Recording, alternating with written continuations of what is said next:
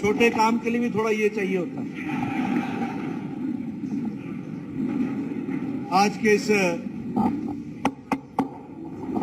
इस कार्यक्रम में मेरे साथ उपस्थित संसद में मेरे साथी और मेरे वरिष्ठ सहयोगी भारत सरकार में मंत्री श्री भगवंत खुबा जी, जो आप सबके बहुत ही लोकप्रिय सांसद हैं, हमारे अध्यक्ष शिवानंद जी मटालकर जी, और हमारे यहाँ बीदर क्षेत्र से हमारे प्रत्याशी श्री ईश्वर सिंह ठाकुर जी, और यहाँ उपस्थित बीदर के सभी वरिष्ठ सज्जन वृंद, मेरा ये सौभाग्य है कि मुझे आज बीदर में, जो बीदर शहर के और इस क्षेत्र के जो समाज के प्रतिष्ठित और जो समाज को चालना देने वाले ऐसे वरिष्ठ सज्जन वृंद के साथ मिलने का सौभाग्य मिला। सबसे पहले आप सब लोग यहाँ इतनी गर्मी में समय निकाल करके आए हैं, इसके लिए आप सबका हार्दिक अभिनंदन है, स्वागत है। साथ ही मैं ये समझ सकता हूं कि जब आपने समय निकाल करके आप हमारे से मिलने आए हैं, तो निश्चित रूप से आपने मन में ये विचार बना लिया है कि आपने आने वाली विधानसभा में ईश्वर सिंह ठाकुर को आशीर्वाद देना है और उनका समर्थन करना है। ये तो मैं समझ ही सकता हूं, क्योंकि आप इतनी गर्मी में समय निकाल के आए तो आपने आशीर्वाद देने का तो मन बना लिया है। लेकिन मेरा आपसे मिलने का उद्देश्य इसलिए है कि आप समाज में अकेले नहीं हैं, आप समाज को चालना देने वाले लोग हैं।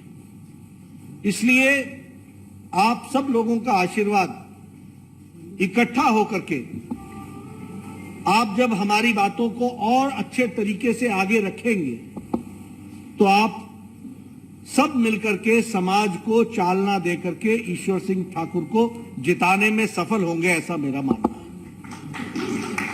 और इसलिए आप सबका आशीर्वाद हमें प्राप्त होगा, ये मैं मानता हूं। ये चुनाव की बेला है और चुनाव का समय है। हर एक पार्टी अपने अपने ढंग से अपनी अपनी बातों को रखने का प्रयास करती है। कुछ बातें मैं भी आपके सामने रखूंगा। आज मुझे रामकृष्ण आश्रम में विवेकानंद जी के आश्रम में जाने का सौभाग्य मिला, वहां गौ पूजन का भी मुझे मौका मिला, और जहां भी मैं जाता हूं तो सभी मठ मंदिरों को, वहां हमारे साधु संत से मिलने का, महास्वामी जी से, स्वामी जी से मिलने का मैं अपना उद्देश्य समझ करके और अपना जिम्मेवारी समझ करके मैं करता हूं। तो सबसे पहले जब मैं यहां आया हूं तो सभी आश्रमों को, सभी मठ मंदिरों को, सभी स्वामी जी को पूजता हुआ, नमन करता हुआ अपनी बात को प्रारंभ करता हूं। मित्रों, जब हम चुनाव की बात करते हैं तो एक तरफ कांग्रेस पार्टी है, एक तरफ भारतीय जनता पार्टी है। जब मैं कांग्रेस की बात करता हूं तो हम सबको ध्यान में आता है कि उन्होंने जब से आजादी से लेकर के आज दिन तक समाज को बांटने का ही काम किया है। कभी नॉर्थ साउथ में बांटा, उत्तर दक्षिण में बांटा, कभी भाषा पर बांटा, कभी इलाके पर बांटा, कभी गांव को गांव से बांटा, कभी धर्म के नाम पर बांटा, कभी पूजा पद्धति के नाम पर बांटा, और कभी इलाके को बांटा। बांटते बांटते वह खुद भी इतने बट गए कि उनके पास कुछ रहा नहीं। और कहने के लिए मैं नहीं कह रहा हूं, मैं आपको बहुत दूर नहीं ले जाऊंगा, लेकिन आप बताइए, तमिलनाडु से कांग्रेस पार्टी 60 वर्ष हो गए, जो पांव उखड़े सो उखड़े सो उखड़े सो उखड़ ही गए। केरला में आप छोटे होते चले गए और आज लगभग 8.5 साल से सरकार से बाहर। आपने तेलंगाना और आंध्र बनाया, ना तेलंगाना में रहे ना आंध्र में रहे, तो आप बांटते बांटते खुद बट गए। समाज को बांटा आपने, प्रदेश को बांटा, इलाकों को बांटा, भाइयों को बांटा, घर को बांटा। दूसरी ओर भारतीय जनता पार्टी है। भारतीय जनता वो पार्टी है जो कहती है सबका साथ, सबका विकास, सबका विश्वास, सबका प्रयास, इसको हम पूरा करेंगे। और मैं दूर क्यों जाऊं, यही बीदर शहर से खादरी साहब थे ना, हैं? हाँ, सैयद खादरी साहब, जिनको पद्मश्री मिला अभी, और वो बिदरी आर्ट के लिए मिला। क्या कहा उन्होंने कि हमको कांग्रेस के समय में हमको उम्मीद थी, लेकिन हमें मोदी साहब ने पद्मश्री दी। सबका साथ, सबका विकास, सबका विश्वास, सबका प्रयास, कोई उनकी सिफारिश थोड़ी ना थी। आज पद्मश्री किसको मिलता है? जो लोग समाज का काम करते हुए राष्ट्रपति भवन में भी आते हैं तो नंगे पांव होते हैं, लेकिन उनको देश की इज्जत मिलती है। ये बात भी हमको समझनी चाहिए। तो सबका साथ, सबका विकास, सबका विश्वास ये स्लोगन नहीं है, ये आत्मा है भारत की, जिसको भारतीय जनता पार्टी और मोदी जी के नेतृत्व में मोदी जी इसको पूरा कर रहे हैं। दूसरी बात, कांग्रेस पार्टी को सहयोग देने का मतलब है कि कर्नाटक को डबल इंजन की सरकार से रोकना और बैक गियर में लगा देना, रिवर्स गियर में लगा देना।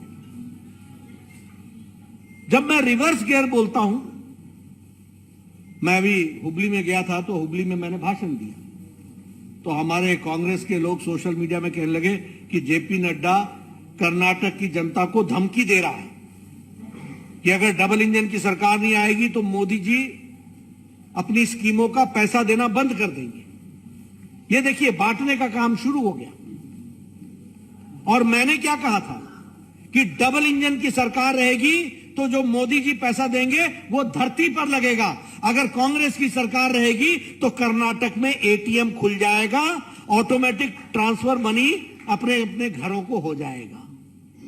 मैंने गलत कहा था क्या? आप बताइए, यही होगा कि नहीं होगा? और दूसरी सुनिए, ये यशस्वी हेल्थ स्कीम थी कि नहीं थी? 2008 में शुरू की गई थी, यही कर्नाटक में, और जब कांग्रेस की सरकार आई तो उसको वापस ले लिया गया और जो स्कीम चल रही थी उसको भी रोकने का काम किया गया, और अब वो स्कीम 2022 में फिर से शुरू हुई है। ये बात हमको याद रखने की है। उसी तरीके से ये जेडीएस के समय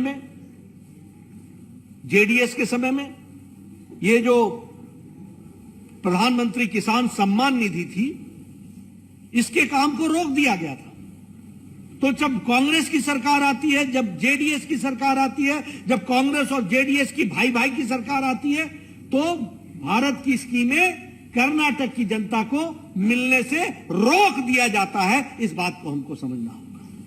और इसीलिए मैं बार बार बोलता हूं कि डबल इंजन की सरकार लानी आवश्यक है। उसी तरीके से अगर मैं बात करूं और आपको स्कीम के बारे में चर्चा करूं, अभी अभी प्रधानमंत्री जी ने शिमोगा का एयरपोर्ट का उद्घाटन किया। काम कब शुरू हुआ था? 2008 में। रोका किसने था? जेडीएस की सरकार ने रोक दिया। 2013 में काम रुक गया, और ये सिद्धारमैया की सरकार आई, रुक गया, कोई काम नहीं हुआ। अब जब येडियुरप्पा जी की सरकार आई तो तीव्र गति से काम चला और 3 साल में बन करके वह जनता को समर्पित हो गया। ये बात हमको समझनी चाहिए। मैं ये सारी बातें आपको इसलिए कह रहा हूं क्योंकि विकास का नाम भारतीय जनता पार्टी है और विकास पुरुष हैं, विकास के दृष्टि से देखने वाले हैं तो भारत के यशस्वी प्रधानमंत्री श्री नरेंद्र मोदी जी हैं। तो डबल इंजन की सरकार का मतलब क्या हुआ कि अगर हमको इस समय लाभ उठाना है तो यहां कमल खिलना चाहिए कि नहीं खिलना चाहिए? तो यही मैं आपसे बोल रहा हूं। और ये कांग्रेस वाले बोलते हैं कि कर्नाटक की जनता की बेइज्जती की जेपी नड्डा ने, धमकाया उनको कि मोदी जी का पैसा रुक जाएगा अगर कर्नाटक में कांग्रेस की सरकार आ गई। मैं ये नहीं कह रहा हूं, मैं ये कह रहा हूं कि कांग्रेस के लोग आएंगे तो ये रोक ही देंगे, ये नहीं चाहते हैं विकास करना, और जो पैसा होगा वो भ्रष्टाचार में जाएगा। इस बात को हमको ध्यान में रखना है। अभी देखिए, देश, आप सब लोग चर्चा करते हैं, आप सब लोग कहते हैं कि अभी जैसे मैं उदाहरण देता हूं आपको रोकने का काम के बारे में। अभी हमारे तेलंगाना में सरकार चंद्रशेखर राव की है, वहां प्रधानमंत्री आवास योजना रोक दी गई। छत्तीसगढ़ में कांग्रेस की सरकार है ना, कांग्रेस की सरकार। कांग्रेस का ही मंत्री आरोप लगा रहा है कि प्रधानमंत्री आवास योजना में वहां घपला हुआ है। उसी तरीके से आप देखिए, राजस्थान में कांग्रेस की सरकार है, दिया कुछ नहीं, लेने का काम किया। भामाशाह योजना रोकी, अन्नपूर्णा दूध योजना रोकी, भैरव सिंह शेखावत अंत्योदय स्वरोजगार योजना रोकी। यानी जहां जहां कांग्रेस की सरकार है वहां जनता को दी जाने वाली स्कीमों को रोकने का काम कांग्रेस पार्टी का होता है। यही काम करते हैं, आपस में झगड़ेंगे और जनता को चीजों से वंचित करेंगे। यह हमको समझ लेना चाहिए, यह हमको ध्यान में रखना चाहिए। अब ये मैं ममता जी की सरकार की बात करूं, वहां इंक्वायरी चल रही है, प्रधानमंत्री आवास योजना का पैसे से पंचायत का चुनाव लड़ लिया, मनरेगा के पैसे से, और प्रधानमंत्री आवास योजना का पैसा यूटिलाइज नहीं किया। तो क्या आप ऐसी सरकार चाहते हैं क्या जो कर्नाटक के विकास में रोड़ा बने? अगर नहीं चाहते हैं तो डबल इंजन की सरकार, कमल के निशान पर बटन दबाना, ईश्वर सिंह को भेजना, यह हमारी जिम्मेदारी बनती है। जब मैं ये कह रहा था कि हमारी भारत में की दुनिया में ख्याति बनी है, ये ऐसी नहीं बनी है। प्रधानमंत्री जी ने बहुत मेहनत की है। 60 बार अंतर्राष्ट्रीय ट्रिप्स लगाए हैं, 60 देशों में गए हैं, 100 बार अंतर्राष्ट्रीय ट्रिप्स लगाए हैं। हर जगह अपना व्यक्तिगत दृष्टि से एक राष्ट्र के नेता के रूप में उन्होंने अपनी बात को रखा है। आपको जानकर के आश्चर्य होगा, मैं आपके सामने कुछ बातें बताना चाहूंगा। हमारा पड़ोस है नेपाल, 17 साल तक कोई प्रधानमंत्री नहीं है। हमारा पड़ोस है श्रीलंका, 27 साल से कोई प्रधानमंत्री नहीं है। भूटान सबसे पहले प्रधानमंत्री जी गए, और इजराइल वोट बैंक पॉलिटिक्स के कारण यूपीए की सरकार नहीं जाती थी, लेकिन हम प्रधानमंत्री इजराइल भी गए, मंगोलिया भी गए, और देश को दुनिया में जिस तरीके से स्थापित किया वो आप सबको मालूम है। आज हमारे 22,000 बच्चे जो यूक्रेन में पढ़ रहे थे, उन सबको सुरक्षित वापस लाया कि नहीं लाया? किस प्रधानमंत्री ने पुतिन से बातचीत की होगी? ये नरेंद्र मोदी जी हैं, जिन्होंने पुतिन को कहा कि लड़ाई रोकिए, और जेलेंस्की से कहा कि लड़ाई रोकिए, और तिरंगा झंडा लेकर के 22,000 बच्चे वहां से सुरक्षित अपने अपने घर पहुंचे। ये हमने और हमने रिश्ते, अगर रशिया के साथ ट्रेडिशनल रिश्ते रखे, तो हमने अमेरिका के साथ भी, जापान के साथ भी, ऑस्ट्रेलिया के साथ भी नए रिश्ते बनाते हुए हम लोगों ने, यूरोप के साथ। तो जो भारत के लिए उचित है उस काम को प्रधानमंत्री मोदी जी ने लिया। आप लोगों को राजनीतिक दृष्टि से एक बात मैं समझा दूं, मतलब जो अंतर्राष्ट्रीय टर्मिनोलॉजी में यूज होता है वो आप लोगों को आपके ध्यान में ला दूं। पहले हम लोगों को जब भी कोई दुनिया में भारत के बारे में चर्चा करता था तो कहता था India and Pakistan, India and Pakistan, यानी इंडिया की चर्चा होगी तो पाकिस्तान की भी चर्चा होगी। जब से मोदी जी प्रधानमंत्री बने हैं, भारत इतना आगे बढ़ गया कि अब कोई भी इंडिया एंड पाकिस्तान नहीं कहता, इंडिया इंडिया है, पाकिस्तान वही रह गया। ये बात नहीं, अब कोई चर्चा नहीं करता। ये हमको समझना पड़ेगा अंतर्राष्ट्रीय जगत की दृष्टि से।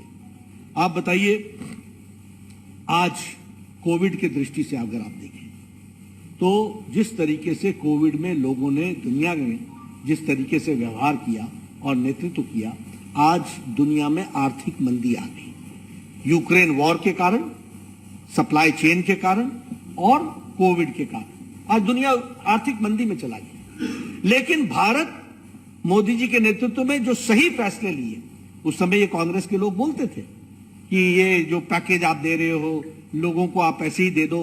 प्रधानमंत्री जी ने कहा मैं देश को मजबूत बनाऊंगा, और प्रधानमंत्री जी ने उस समय खर्चा किया तो इंफ्रास्ट्रक्चर पर खर्चा किया। आज आपको जानकर के खुशी होगी कि जब सारे देशों की आर्थिक व्यवस्था लड़खड़ा रही है, तो भारत मजबूती के साथ अर्थव्यवस्था में खड़ा होता हुआ दिख रहा है। ये भी हमको समझना चाहिए।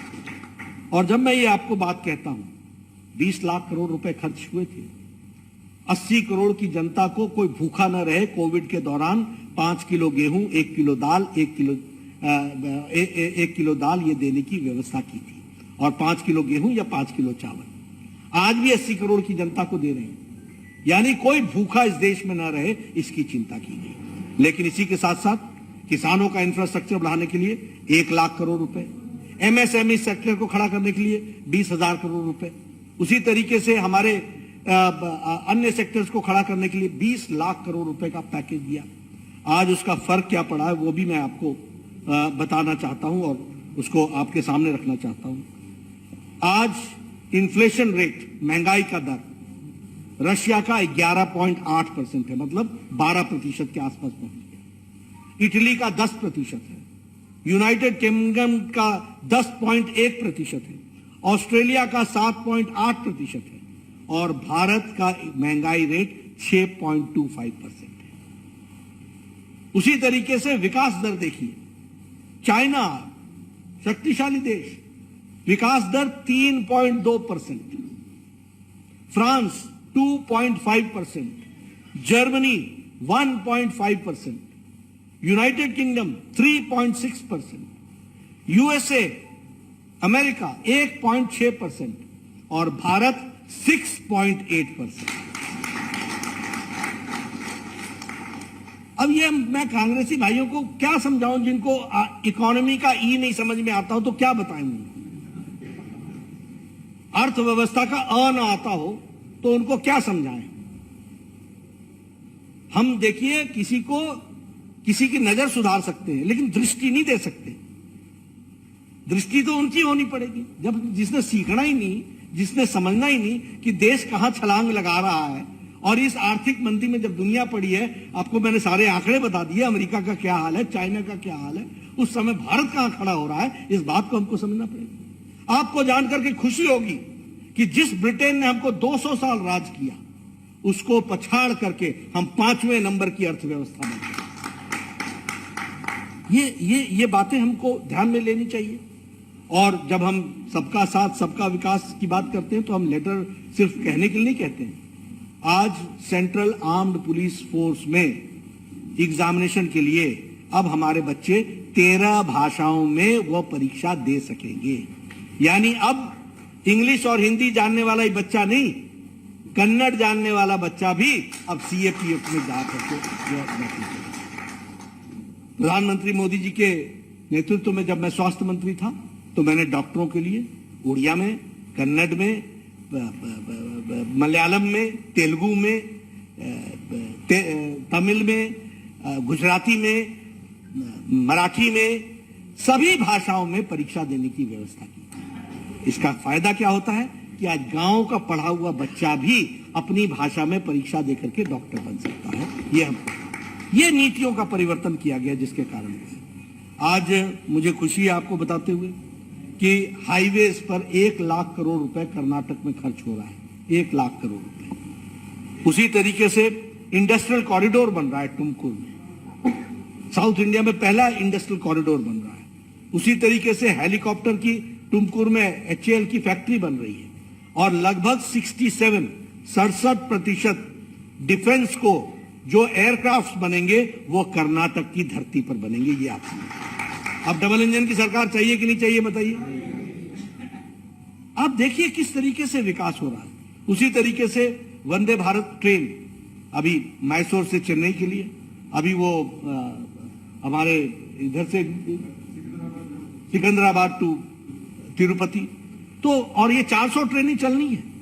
और मैं तो आप सबसे निवेदन करूंगा कि जरूरत पड़े न पड़े टिकट कटा करके एक बार वंदे भारत ट्रेन पर जरूर चढ़िए।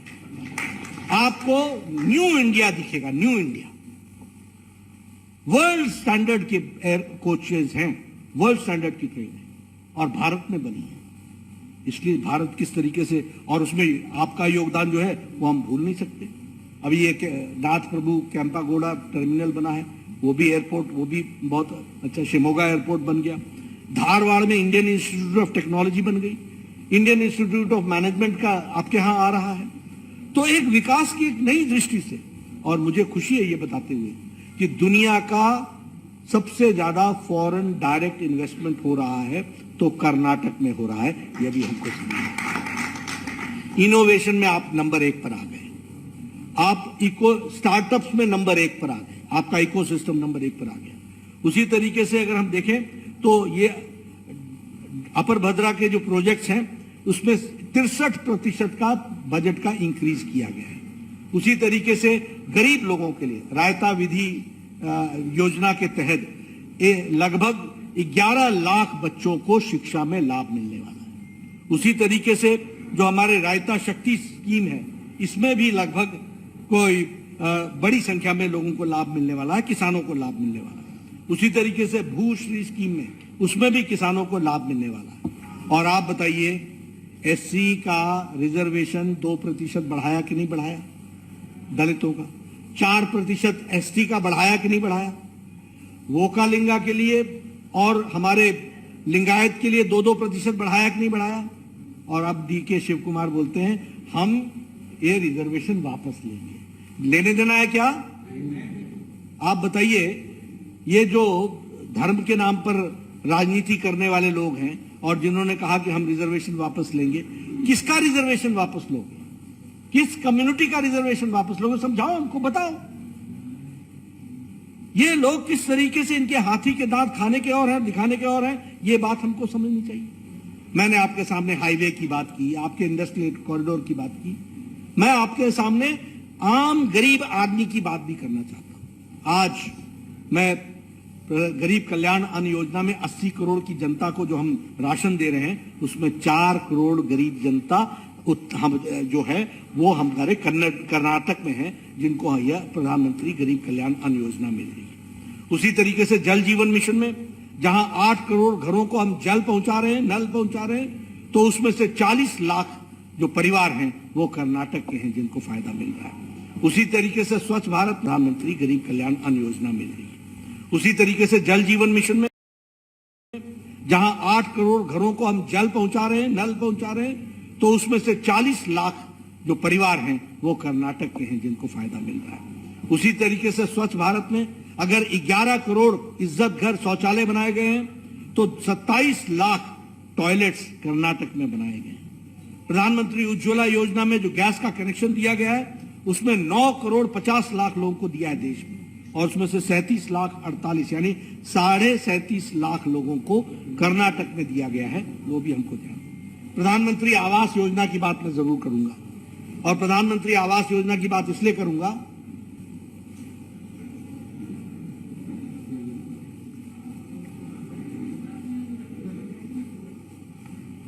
प्रधानमंत्री आवास योजना की बात इसलिए करूंगा कि 1993 में 1993 में मैं एमएलए था, और 1993 के में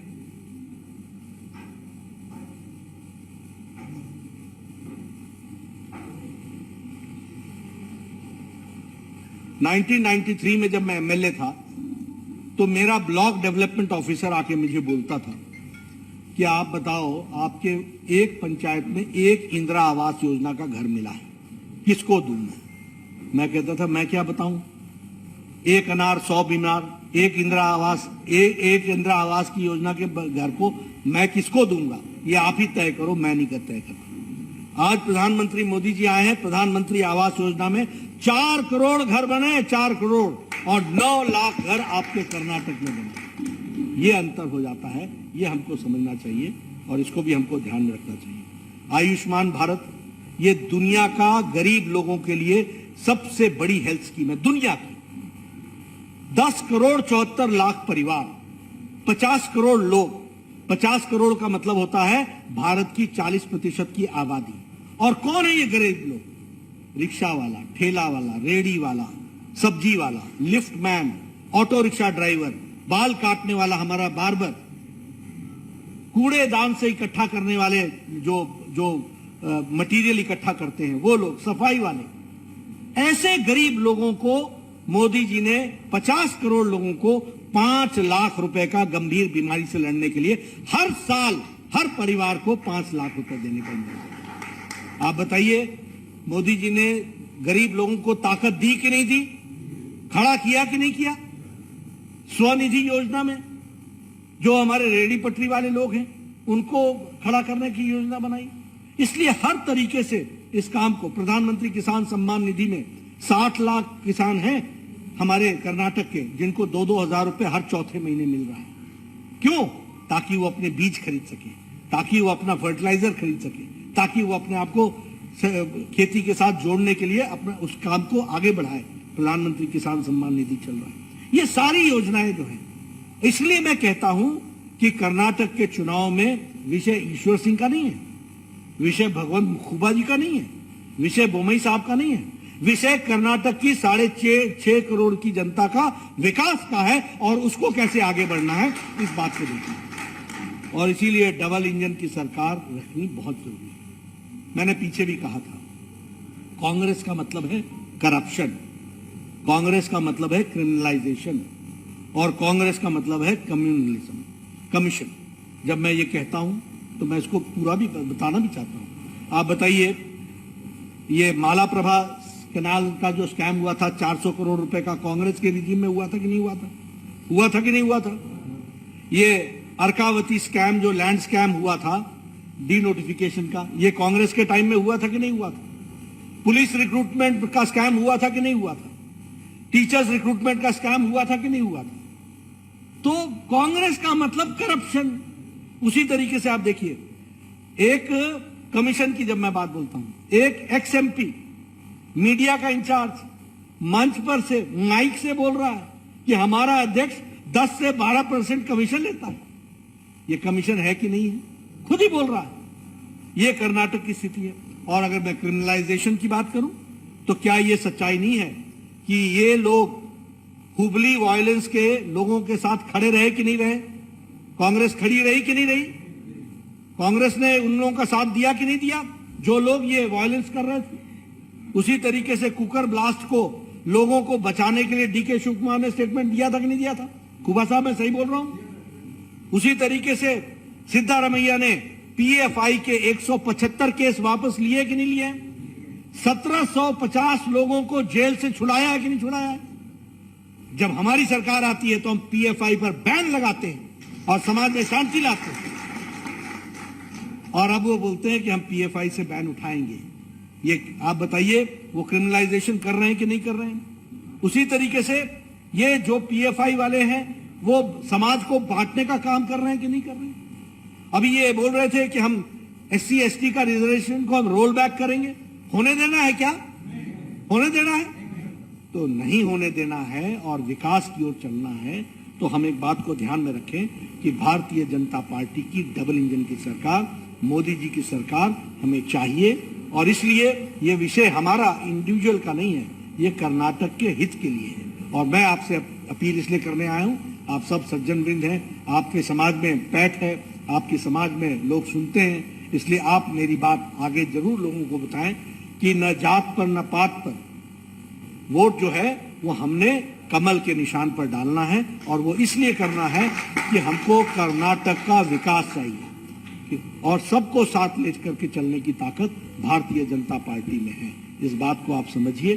सबके साथ सबको लॉ एंड ऑर्डर को मेंटेन करते हुए विकास को आगे बढ़ाना ये हमारी जिम्मेवारी है। आप सब लोग मेरी बात को गौर से सुना, उसके लिए आपका धन्यवाद। और आप इस चुनाव में हमारे को समर्थन दें, ईश्वर जी को चुनाव जिताएं। इन्हीं शब्दों के साथ बहुत बहुत धन्यवाद।